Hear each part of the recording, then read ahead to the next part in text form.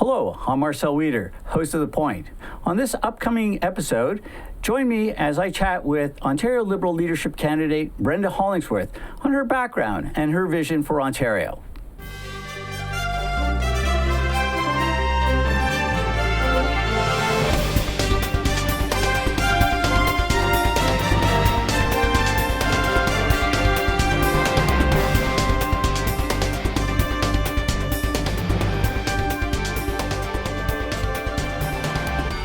Hello, I'm Marcel Wieder, host of The Point.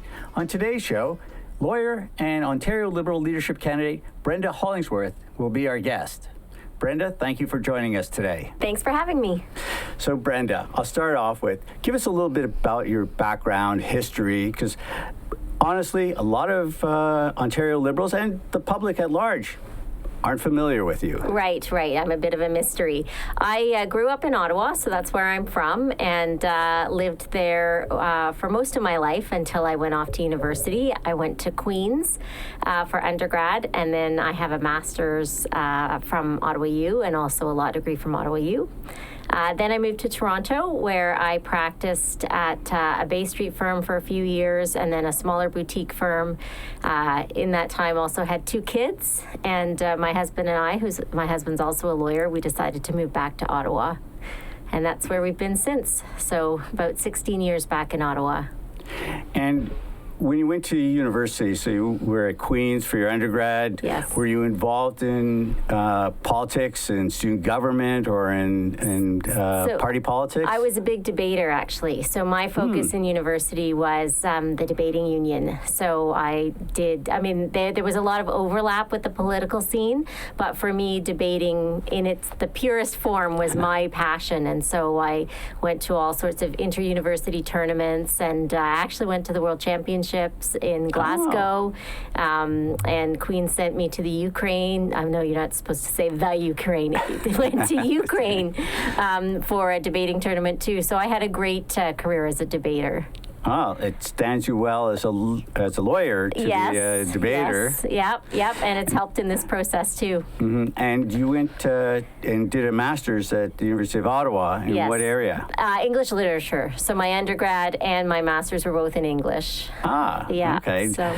But no history of politics, because I think you were at the Empire Club and you mentioned that you actually did have a little bit of background in party politics. Well, sure. I was always a Liberal supporter, and so from a very young age did canvassing with my parents when they would go out, always for Liberal candidates, sometimes for municipal too.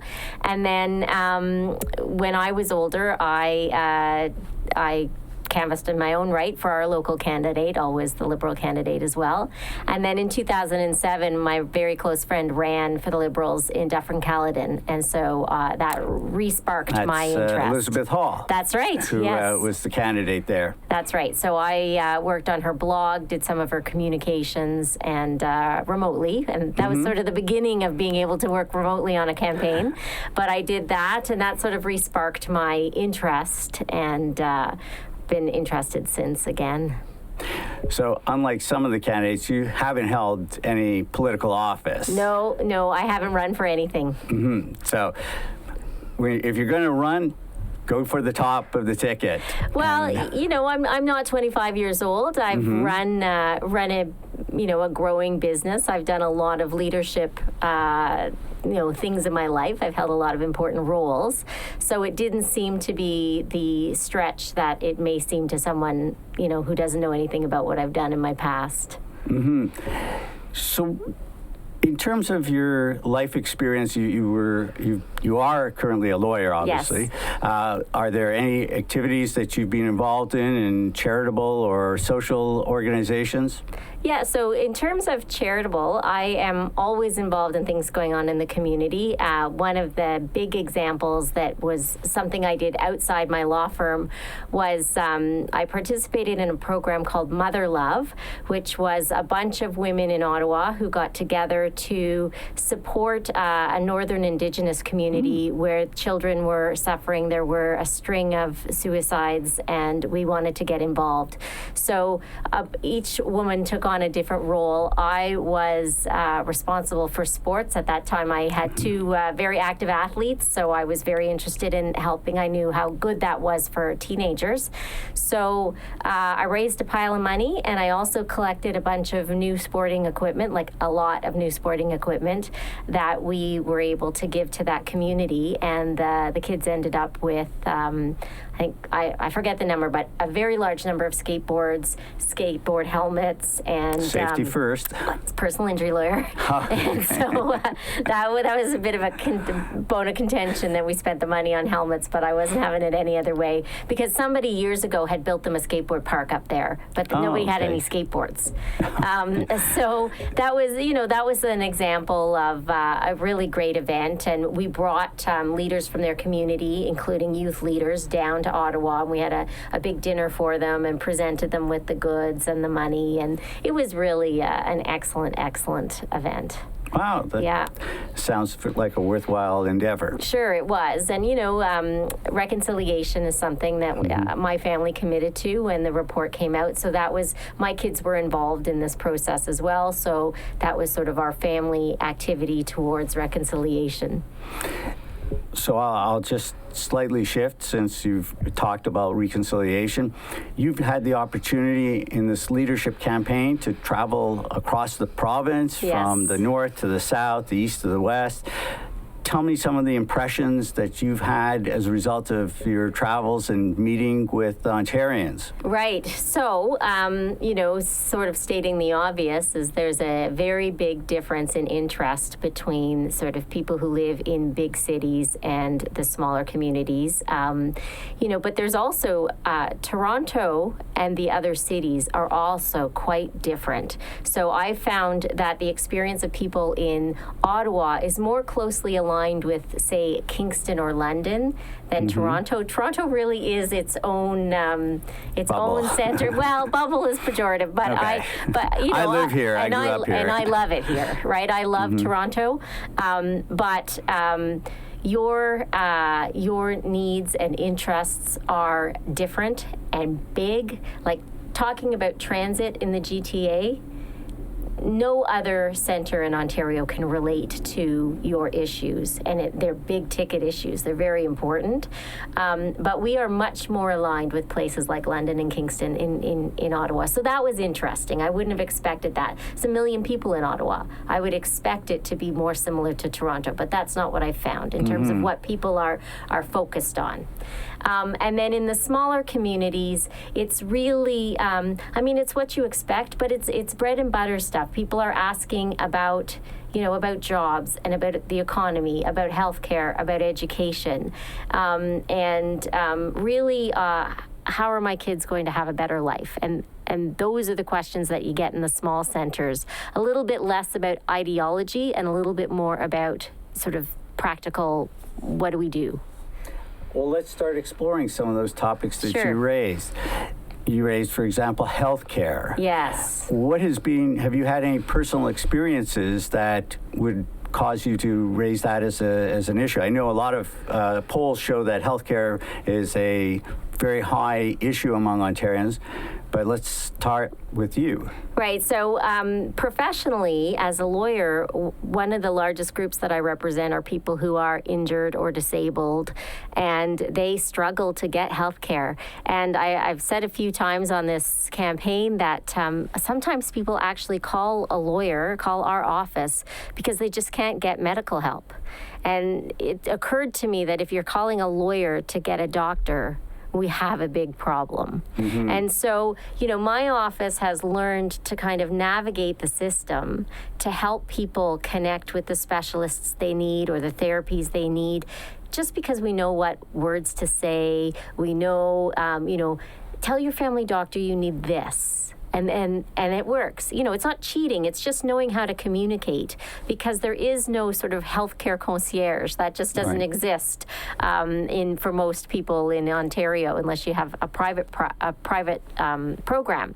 And so we've served that purpose for about 1,000 people. And so it's pretty clear where there are gaps, where there are holes, things that I think could be fixed pretty readily. About a decade ago, a lot of our clients didn't have family doctors. I would say that seems to have improved in the city. But as soon as you go out to, 45 minutes outside the national capital area, you're back into people in the rural small communities, no family doctor. So those kinds of things that we see that impact our clients give us a pretty good sample. We're talking about thousands of people over 15 years. Mm-hmm. You start to see the repeating patterns and the cracks. So those are the problems right. that you see. Yes. What is a Hollingsworth administration going to do about that? Well, I think, there's a couple things.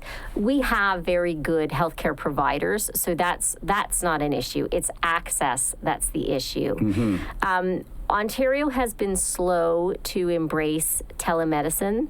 We have telehealth where you can phone, it's typically a nurse. But in terms of actually having medical either type format or telephone, it's been hard for doctors to bill for that, which basically means it doesn't happen.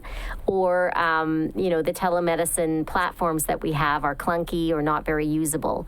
So if you think about how much easier it would be for people across Ontario to access the next available specialist if they could do it by telemedicine. Obviously, sometimes you have to touch the person and sometimes you have to, palpitate and all of those things, but not all the time. And often not on the first appointment.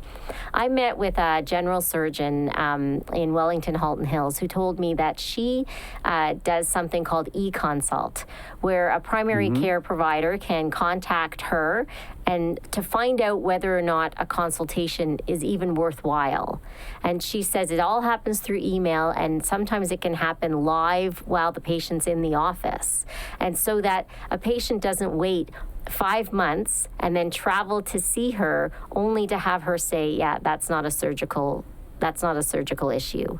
So, but she said that system is clunky. She said primary healthcare providers have to log in. They can't do it from their computers. They have to log into a separate portal, and it's just not convenient. So just using sort of innovation and technology, there are lots of things that we could do right off the bat with very little extra spend, not building buildings and not hiring massive numbers of people, but just using technology to bring people together.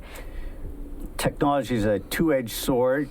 You'll recall that Ontario invested over $1 billion on e-health, and we're still not necessarily seeing the fruits of that investment. True, but that, to be blunt, that was a false start, and I would agree that wasn't successful, but you can't take from that technology doesn't have a place in our healthcare system.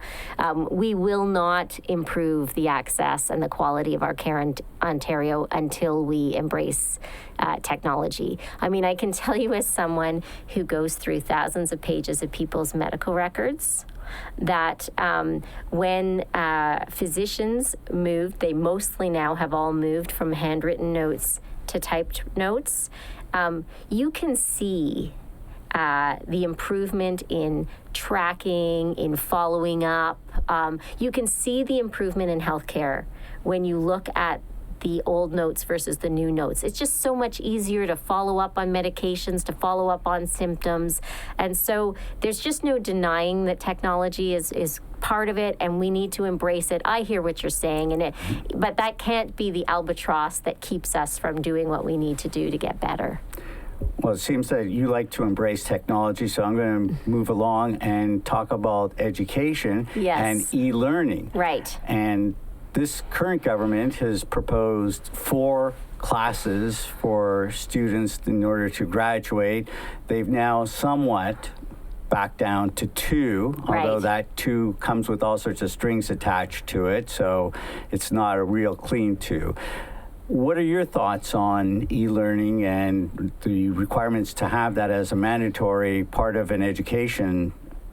Right. I think the problem is the mandatory part. I think that there should definitely be options to do courses online. I mean, that is the way the world is working. But you have teenagers, I have teenagers. Not every kid is going to have the discipline or the ability to navigate a program on his or her own. And it's really important that we tailor the requirements to the child. I mean, that's what makes education strong, is when it's child-centered learning, student-centered learning. And so it's not one size fits all. I'm in favor of improving technology in the classroom. I'm in favor of offering e-courses, but I am not in favor of doing it instead of having teachers as a cost-saving step.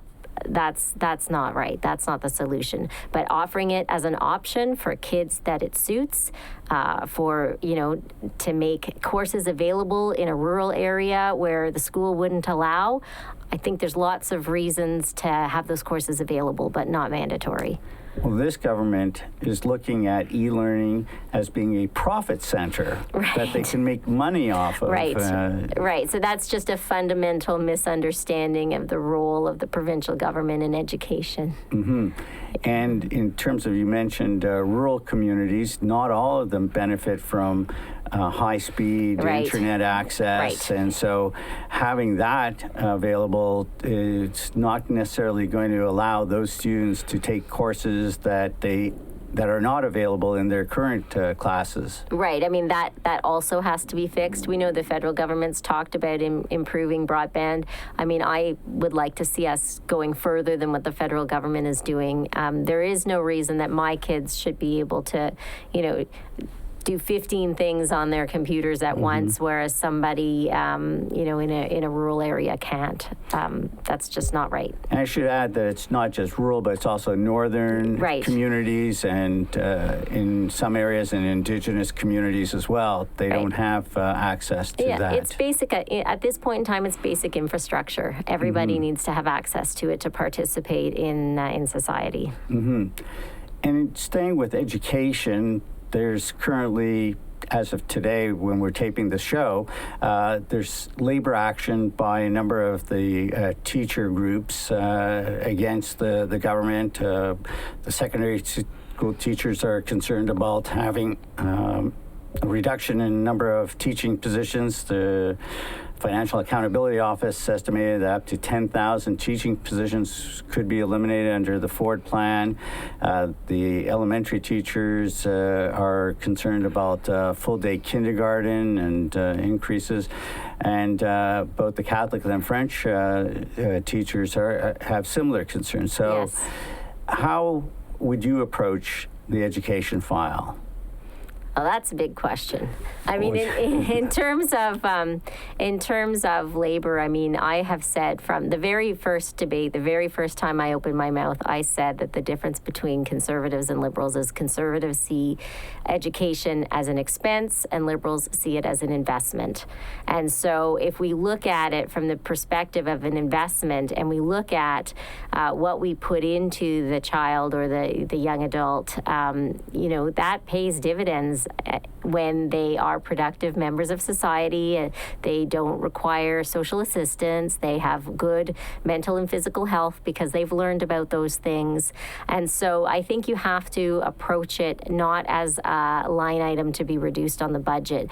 We have to make sure that the money that you're spending is reaping the what you want. So you have to be critical. You have to make sure that the Ministry of Education is accountable and is providing good education. And so you have to look at the value per dollar. But the bottom line is we are investing in our future, and whatever that takes, if that takes a fleet of a certain number of teachers, that's how many we fund. It's not looking for ways to shave off dollars by having 28 or 30 kids in a classroom. And that's just an average, not... Right. No, I know.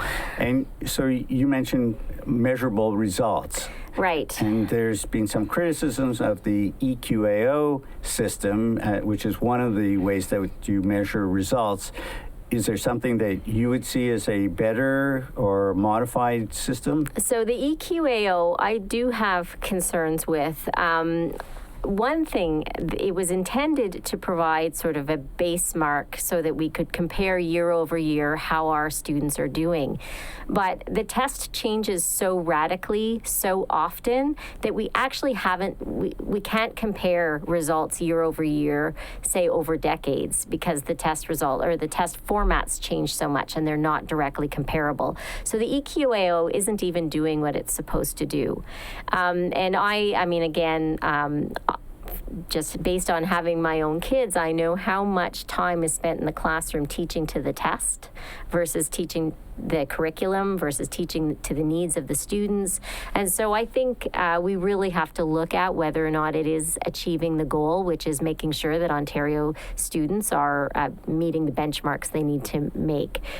What I would see is perhaps a more randomized EQAO where students are, a certain number of students are tested randomly, and you get sort of and you'd have to have social scientists design this so that it was a statistically reasonable sample, but just have sample students do the testing to see generally how the school's doing. Because if it truly isn't to measure individual students, why do you need every student to take it? Why not do some kind of aggregated sample so that EQAO is something that happens on the side and isn't sort of the focus of grades 3 and grade 6, which it becomes. And grade 9. And grade 9, that's right. It becomes a huge focus.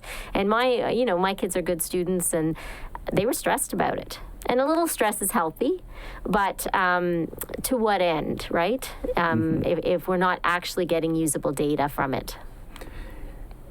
In terms of education, and I will grant that you're not a teacher or an education expert, but do you think that Ontario's education system is preparing the students for the new economy? I have concerns there, absolutely. So there's two things. There is so the whole issue of the new economy. Many other societies are starting children learning to code, for example. Children are learning to code at a very young age, not here. And supposedly, I don't know very much about coding, but I understand it's a very good tool for young children. You know, even as young as kindergarten, learning the basics of coding, and some of it can be done offline, some of it's online. Why aren't we teaching our children that? I think we need to be. In terms of sort of the responding to the needs of automation and all of that's coming, Industry 4.0, we need to do a better job of making sure that children understand or students understand sort of basic programming, and not just, there are kids who naturally gravitate towards those courses, and then there are kids who avoid them like the plague. I think you need to leave high school with some basics in computers, and that's whether you're an academic student or a student heading to a trade. I think everybody needs basic computer skills beyond what we're currently seeing. The other thing that I'm proposing for education is more experience-based learning. So some kids benefit from co-op during high school, but it is a very small minority of students, and a lot of that has to do with how it's formatted. It takes quite a big chunk of your time to do co-op. Like you lose, it's 2 credits, so it can be half a semester. So you have a very few students who can actually fit that into their timetable, given that high school is 4 years and there are a lot of mandatory courses you want to take. So I would like to see something along the lines of what we have with the volunteer hours, but for an experience-based learning experience. So if you're someone who has a part-time job, you might be able to satisfy it that way. But what we know is that a lot fewer students have part-time jobs than they did probably when you and I were in school. It's far less Don't common. want to think that far back. Oh, I know. But I know I certainly always had a job. My husband always had a job. My brother always had a job. That's not really the case for a lot of teenagers now, certainly some. But sort of work-based volunteerism or internships or co-ops or part-time job, so that students leave leave high school with some experience in the workforce. And this is particularly helpful for exposing students, for example, to some of the trades. We know we have a real skills mismatch. We've got thousands of jobs across the province where employers can't find electricians, millwrights, plumbers. They can't churn them out of the colleges fast enough. Or the trade centers. That's right. So they can't produce enough to satisfy what's needed.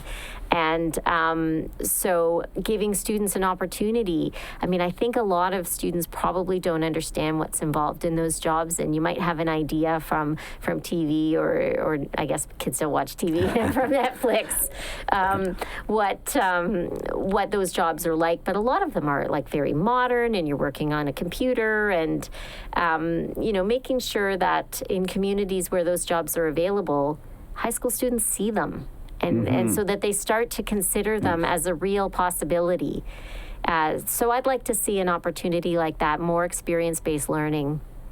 And that kind of dovetails into another area, is what type of economy do you see Ontario having in the next 5-10 years and beyond? Right. So the theme of my campaign is innovation. And, I would like to see Ontario become North America's center for technology and innovation excellence. I think we've got the seeds. We just have to harvest them.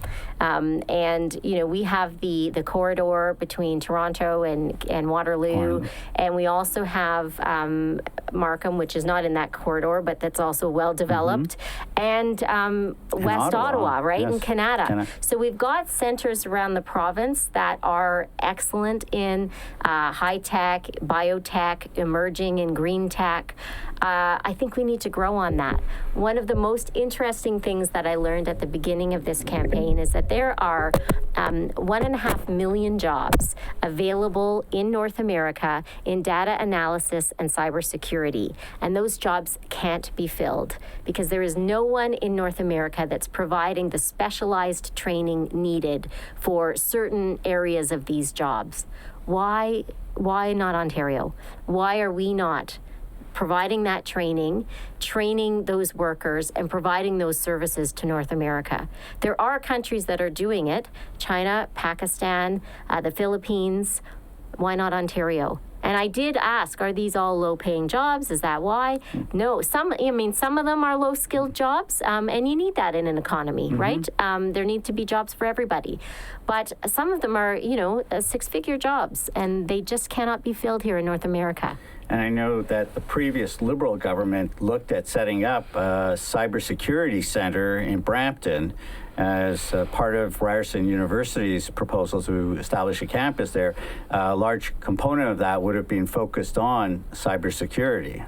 Well, that's exactly the kind of initiative. I mean, I'm loath to say it, but one of the things that could really benefit, I think, the Ontario economy as a whole, is if some of that was outside the GTA. So that is a concern, because I see this as a real opportunity for the smaller communities in Ontario where manufacturing left in 2008 after the recession. It's not coming back. Right? We now know, however many years later, that's not coming back. So how do we replace that? Well, if we've got broadband in place, there is no reason why these tech jobs can't be done in the smaller communities. There's no reason why telework isn't possible for Ontarians across the province. So, I mean, I'm absolutely not against doing the school in Brampton, but let's think about what part of the province would benefit the most. And let's make it happen. But Ryerson is a very interesting institution, I think. When I went to university, and this might be true of you too, it was still a polytechnical institute. And where did those go? There is a place for polytechnical institutes. You're probably the same, but I am someone who was always my dream that my children went to university, that they go to university. And I know a lot of parents have that dream.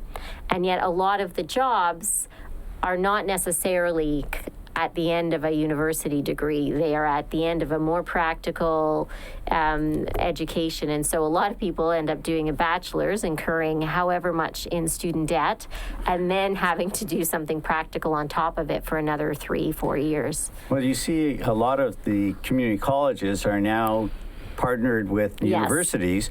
I can think of Humber Guelph. Right. And so you get your degree, and then you go afterwards to Humber and do a college diploma in something that's applied.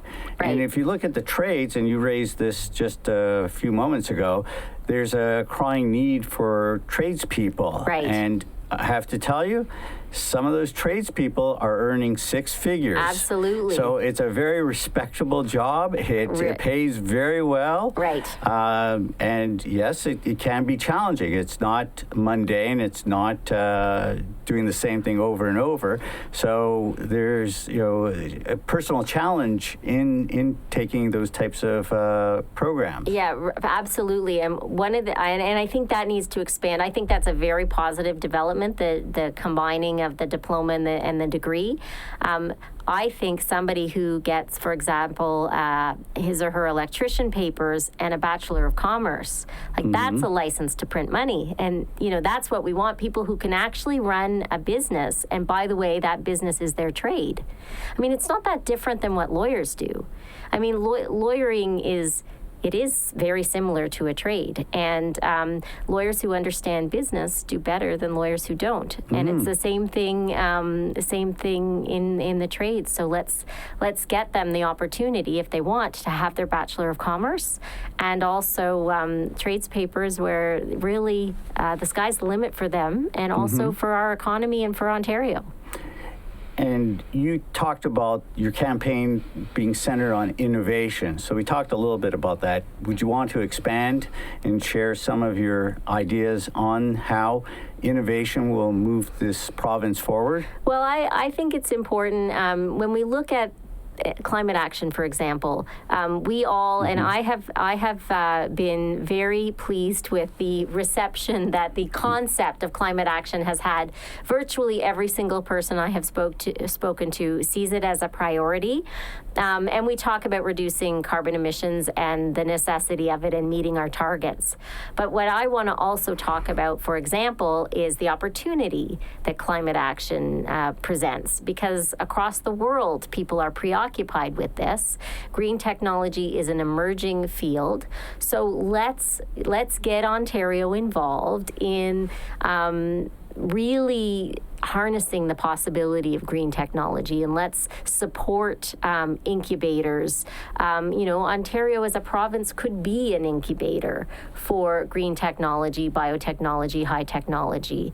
And, maybe we participate as venture capitalists. There are governments that are doing that in North America, more in the States and more municipally.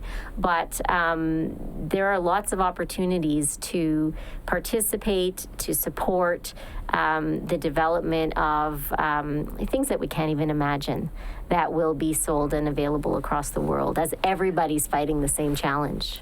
So not to put a fly in your ointment, Ontario under Premier McGuinty attempted to do this with a green energy plan and executed an agreement with Samsung that was worth billions of dollars in investments in green technology and setting up plants in Ontario to deal with wind power and other green initiatives. That didn't work out very well. And so the government lost a lot of money, and the jobs that were potentially there didn't take place. They didn't happen. Right. And so you have to learn from that. And the reality, and this is also an education issue, right? The reality is, if the government were to participate as a venture capitalist, for example, the truth is you win some and you lose some, right? If you're going to participate, you have to, first of all, you have to have very good people being your Shark Tank or your dragons, to use an example that we can all relate to. You have to have people vetting this that are that really know what they're doing, that are immersed in the fields, experts in the field. But you do have to accept that the money that we are putting aside for this project is money we understand could not be recovered because we're going to invest it. But the idea is, it's like a mutual fund. It's like anything. Like, you make sure that the people managing it overall, that we're making money on the fund. If they repeatedly pick dud investments, then you have to change the people running it, right? But you can't. It's the same with the health records. You can't let one failed example early on early in the technology. You can't let one or two failed examples make you gun shy about being innovative, because false starts happen. Right? And the problem, and this is where you're going to see that I'm not a politician, but the problem with these things that go wrong is that governments need to say, you know what, that didn't work. We're sorry. We're going to try. This is why we tried to do it. This is what went wrong. This is how we think we could fix it, or the time's not right to fix it. We're going to come back when the technology's evolved. But if you're just transparent and you explain to people, Ontarians understand that hard things are hard and that not everything always goes smoothly. But what Ontarians can't stand is that when you pretend it didn't go badly, and you don't own up, and you don't communicate, and you don't seem to have a plan, and you avoid the questions. That's really how you get an engaged population that actually trusts government. Is you look them in the eye and say, that didn't work, and that's what we need. It sounds from our discussion that you're in favor of government intervention. So let me ask you, what is your philosophy on government? What's the role of government in our society? Right. So government intervention to a point, right? The government intervention I'm talking about is sort of in line with capitalism, but where we participate. I am quite centrist. And some people, when I've sort of talked about my overall views, people have said, "Oh, you're a blue liberal," right? And I think that's fair, because I think that you need to be fiscally responsible. I think that I'm not afraid of deficits, but I think you need to be leery of racking up a deficit in good times. When you're in a recession, that's a time to spend. Try to spend your way out of the recession. And if you need to go into a deficit, absolutely. And there are times when you are undertaking large capital projects that are going to serve generations. That's okay, right? If it's an actual investment. But, fiscally, I think Ontarians are looking for a government that is at least mindful of the deficit and realizes that when you're spending on one thing, you're choosing not to spend on other things. I think people expect that. That's the way they run their households, most of them, if they're successfully running their households. And that's what they expect from us. That spending is a choice, not and we'll have this, and we'll have this, and we'll have this, as if there's no limit. Some people have criticized past Liberal governments as trying to be everything to everyone and basically spending without any real thought or any process to it. Now we've seen the alternative with this Ford government, where they're cutting and they're giving tax breaks to people who most likely can afford to pay it. Right. And economists have said, well, Ontario doesn't have a spending problem, it has a revenue problem. Right. Right. How would you tackle that? Well, that's growing the economy is exactly what this innovation talk is about. We have large portions of Ontario that are underemployed. So our unemployment rate is quite low. Lots of people are working, but we know a lot of our millennials and now the Generation Z are, doing multiple jobs. The gig economy. The gig economy, right? Like back in the day, gig meant going to the play band show, right? Now the gig economy it's very hard to plan. It's very hard to have the kind of life that I enjoyed, that you probably enjoyed. I don't want that for our, next generation behind mine. And so growing the economy so that people have access to high quality jobs, where they can, if they want to have a home, they can have a home. If they, although I understand that's less popular than it used to be, which is fine, but where you can have the kind of life that is at least as good as your parents was. And so focus on sectors that will create meaningful work for the generations behind mine would be a real priority. You mentioned housing, and municipalities are having issues in terms of being able to keep up with the demand. Obviously, you're from Ottawa, I'm from Toronto. Large urban municipalities have a little bit more financial flexibility, but smaller, rural, northern, indigenous communities, municipalities are having challenges being able to come up with money for programs as well as for aging infrastructure.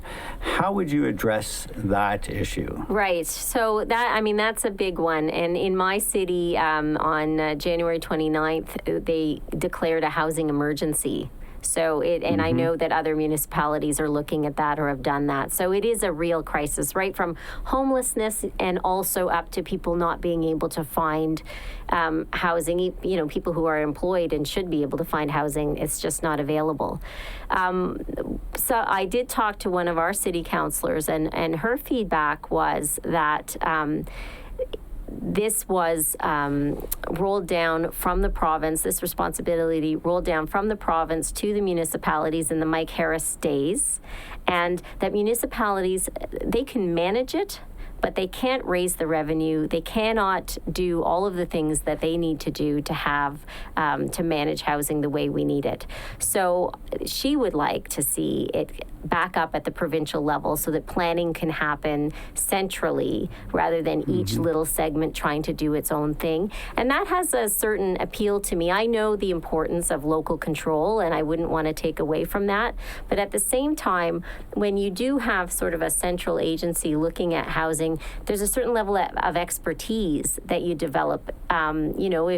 If a small community in the east and a small community in the west have the same problem, they may not be brainstorming together to solve that problem. And so having a province-wide system for dealing with these problems would be something that I would look at for sure.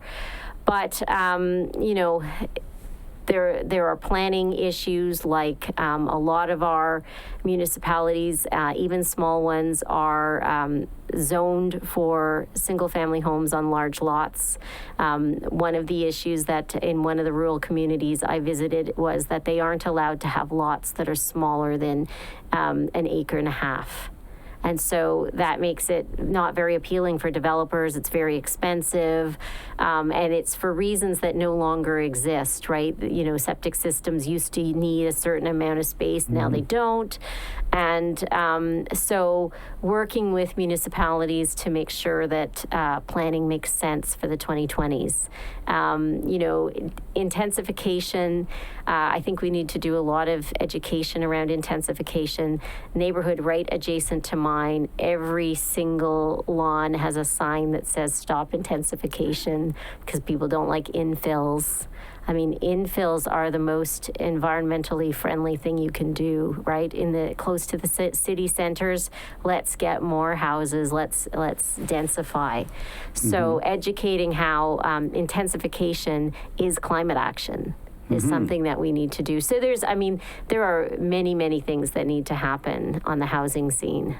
Well, one of the things municipalities are responsible for is transportation, and that's a big file, and you touched on it earlier in Toronto. Ottawa has has an experience with a new system. Yes. It's getting the kinks out of it right now, Yes. hopefully. Yes. But there are communities across the province where transportation is becoming more of an issue. Certainly in the GTHA, being able to link through the Metrolinks and GO systems to being able to move people efficiently in the region. And there's other areas, the corridor that you earlier mentioned, the Innovation Corridor between Toronto and Kitchener-Waterloo is another one that needs more transportation. And then there's the corridor between Windsor and Montreal that has long been discussed as an area that needs improvement. Right, and so all of that is climate action, and we have to look at that, and we have to develop it. I mean, I have heard many times from many people about the need for train service, increased train service between London, Ontario, and Toronto, and also on the flip side, Kingston and Toronto, because there are people who are either willing to do that commute or who are actually doing that commute, and without a reasonable commuter system, we've got individuals in a car for 2.5 hours, 3 hours at rush hour by themselves, and that is just a climate disaster. So I think those are investments we definitely have to look at. We also have to look at better connection to our near north and our north. There used to be train service, regular train service to places like North Bay that, many of those have been discontinued or greatly reduced so that, maybe you could make a Saturday trip, but it's not easy to get to Toronto. And so we have to look at all of that as part of our overall climate action plan. And sticking with climate action, one area is energy. Yes. And a lot of concern about that. Ontario moved out of coal, one of the first jurisdictions to go coal-free. Which is, in my opinion, one of the greatest achievements of the last Liberal government. It's amazing. I remember working on the 26th floor of Commerce Court West here in Toronto, and you'd see the line of brown, and then all of a sudden you didn't. Right? So you went from always seeing that brown line to never seeing that brown line. That's amazing that we did that. And so the Pickering nuclear plants are supposed to come offline in the next 5-6 years. The government just extended another year for it. There's no new nuclear, and the government has canceled wind programs in Eastern Ontario. No new solar farms that I'm aware of, or new hydro. Right. So how would you address this? So I think we have to take another look at nuclear. I think the technology has advanced very dramatically since those plants were put in. Now we have the capacity to reuse the byproduct of nuclear energy. And, because that's the real downside, is that you end up with this nuclear waste. But now we can reuse it. And so there are smaller reactors that can power large areas. It is clean. It is efficient use of land. So I am behind nuclear. I mean, I don't know about you, but in the 80s, I was afraid of nuclear. Everybody was. We were afraid, and I guess we associated it with the bombs and then Chernobyl. But 3 Mile Island was more of the 1980s, and then Chernobyl in the 90s. Right. So I am definitely in favor of looking at that. I think that has got to be the future. And there's some new technology called SMR, small modular reactors. Exactly. Which is what That's I think what I'm you're talking about. Exactly. And there's a couple of places in Canada and New Brunswick. ARC Industries is one of the leaders in developing that, and there's a couple of others that can position Canada as a world leader in developing the SMRs. That's right, and that's exactly what we need to do. There's no reason not to look at that. Even just the efficiency of it. I mean, I'm not against wind. I'm not afraid of wind like some people. But it takes massive amounts of land to produce energy from wind. Nuclear, it's much, much more efficient. At the time of this taping, the Premier is traveling to Washington, D.C. to attend the Governor's Conference with his American counterparts. 4 other premiers are going. The Deputy Prime Minister is going. Trade is critical to Ontario's future.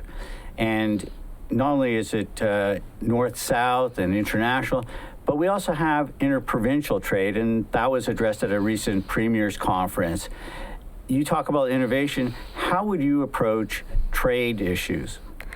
Well, we need to provide goods and services that the world wants, and then we need to market them. That's, talking about that data analysis and cybersecurity, we should have the human capital to supply North America with those services, and then we take them to market. I mean, the appeal that Ontario has, we are a good, stable economy. We are allies with the United States who, they would be American businesses would be comfortable having Canadians provide these services. They are not comfortable with some of the other countries who can offer those services. And so, I see when I talk about green technology, when I talk about other forms of technology, I'm talking about selling to the world. And that there's no reason why we can't do that. I'd like to spend the next little bit of time that we have left talking about the party. Yes. Okay. Yes. What was your motivation for running for leader? I'm sure this is a question that you get asked everywhere you go. It is, and it's funny because my answer has evolved a little bit, which it shouldn't really, because it was what was the motivation at the time. But so I was very frustrated with Doug Ford, as many Liberals are, but I was beyond frustrated, and I thought, I'm going to be the old lady yelling at the TV screen, or I'm going to do something. So I started by I looked at the field to see who was running, and I felt there was a hole in the slate. I felt like if the message in 2018 was we need a new voice. The past government stopped listening to us. If it was really a rejection of the way that government was run, a lot of the people on the slate are from that government. Everybody on the slate ran in the last election. And I thought we are not providing the Liberal alternative that I think voters are going to be looking for in 2022. So I did wait. Obviously I waited. I came in pretty late, but I'd started thinking about it in the fall. I had sort of a professional obligation that made it challenging for me to jump in. But I wondered if somebody else was going to come in, and I was watching, and if somebody who filled that need stepped up, I may not have. But I felt there was a gaping hole, somebody from the private sector, somebody who is not part of the Queen's Park elite that might have been what was rejected in the last election. And so I thought, well, if not me, who? And so here I am. 65 days later, here I am. You talk about the party being rejected by the voters. Yes. They rejected in a very strong manner. Yes. What do you attribute that to? Well, I know that the official line is they felt we stopped listening. I feel that was a little euphemistic. I think it's stronger than not listening. I think there were some things in the last mandate that were hard for Ontario voters to swallow, and I'll give you an example. Auto insurance, something near to my heart as a lawyer. Between 2010 and 2018, there were 17 changes made to auto insurance. That's a very large number of legislative changes in that time period. 16 of them favored big insurance. And one small change favored individuals involved in motor vehicle accidents. In the last mandate, the most significant changes were made that reduced Ontario drivers' insurance coverage dramatically. You may not know this, but you probably have less than half the insurance coverage that you did in 2010. And you don't know it. You're shaking your head. You don't know it. Nobody knows it. But the most egregious example is if you had a catastrophic injury. So you're going to be in a power wheelchair for the rest of your life.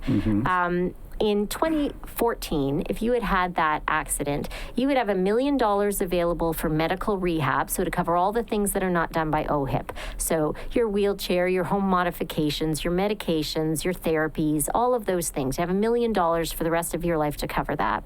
Sounds like a lot, but home modifications typically $300,000 or $400,000. So that's a big chunk of it for most people.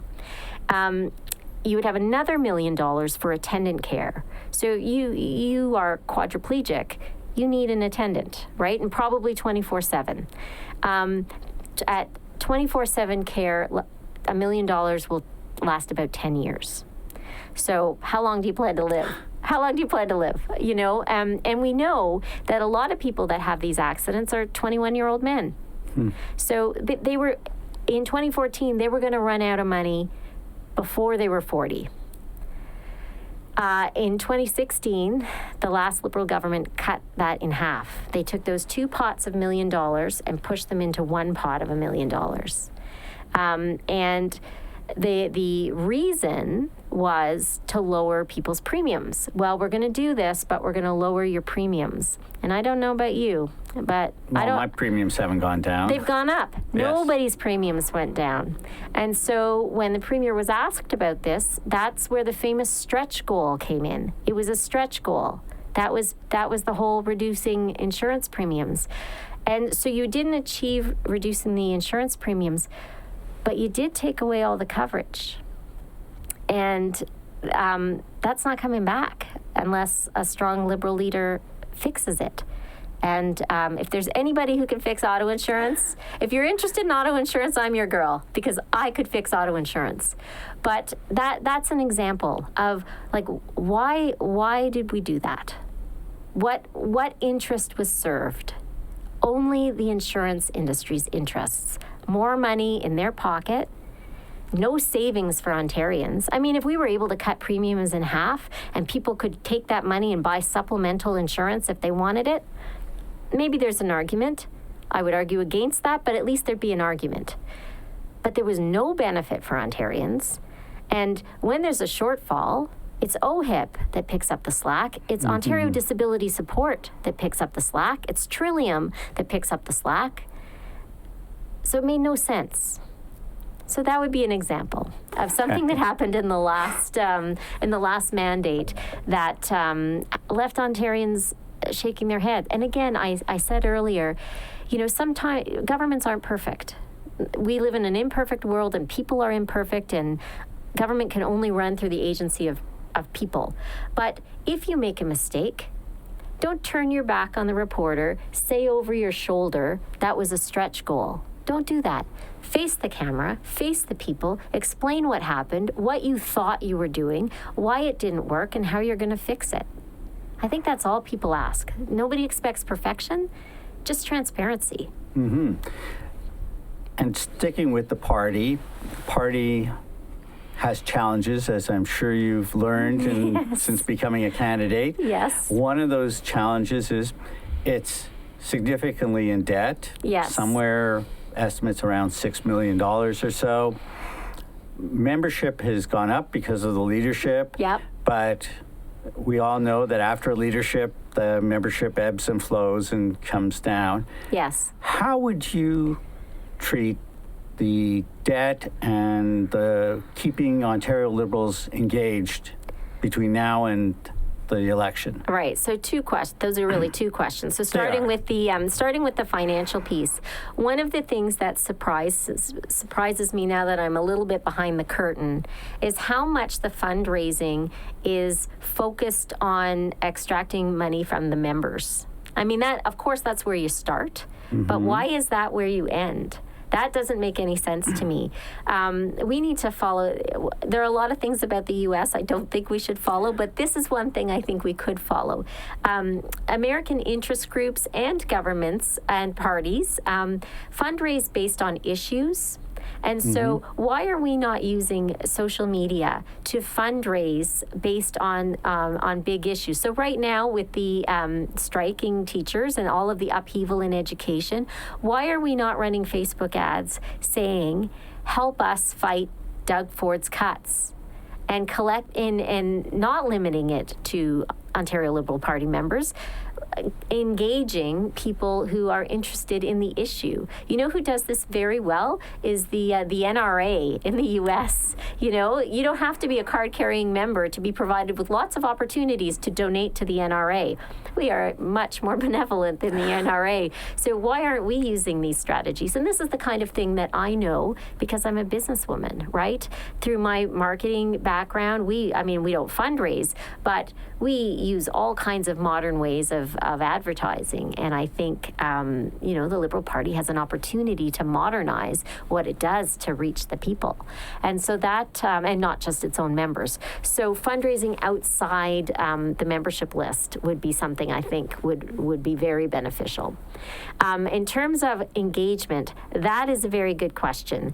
And one of the things that I think all of the candidates believe is that the nomination process has to happen swiftly after leadership. Some of us are more aggressive on that than others, but certainly within the year. I think 6 months, somebody said 6 months, I think that's very aggressive, but let's say within a year. That's not a lot of lag time to have a lot of slippage. So if we are immediately engaging the associations to start looking for candidates, to start hyping candidates. I mean, we have 30% of the associations that have to be properly constituted. So let's do that.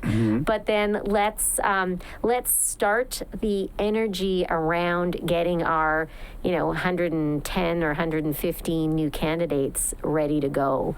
And that process, over the next year will create some buzz. I'm sure of it.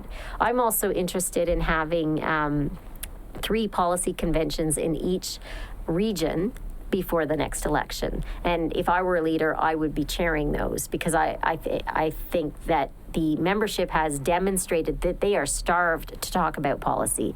It's been very exciting. We've had some regional meetings recently where people are very energized. We send, and if you're listening to this and you're a member, I'm sorry, but we send a lot of emails. Over this leadership process. Your inboxes are full. But I get a lot of answers to those emails with ideas. Let's harness those. So if people actually feel that they have an outlet and they are going to be listened to, and some of those things are going to make it into a platform, that'll keep people engaged. So let me ask you one last question. Okay. Will you be a candidate one way or the other after this for the 2022 election? That is certainly the plan. I don't see any reason why not. I mean, if I'm leader, it goes without saying, and if I'm not, I certainly plan to. Excellent. Well, thank you so much for joining me today. Thanks for having me. It's been great. Today I was joined by Brenda Hollingsworth, a candidate for the Ontario Liberal leadership. Thanks for tuning in.